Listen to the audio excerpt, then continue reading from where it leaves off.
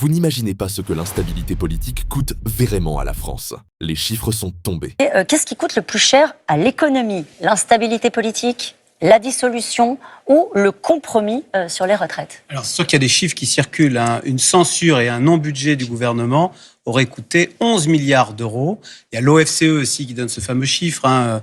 Une dissolution, c'est 15 milliards d'euros. Mais il y a un autre indicateur qu'on a tous pu voir hier, c'est que ce sont les taux d'intérêt. Vous savez, les taux d'intérêt, c'est un peu prendre la température du patient France. En gros, quand le marché a peur, la température, les taux montent. Et là, l'expert explique quand est-ce que ça a chuté. Plus il monte et plus on a de la fièvre. Bien, hier, on pouvait suivre les taux d'intérêt et au moment où Sébastien Lecornu annonce qu'il va suspendre la réforme des retraites, que se passe-t-il? On va voir la courbe.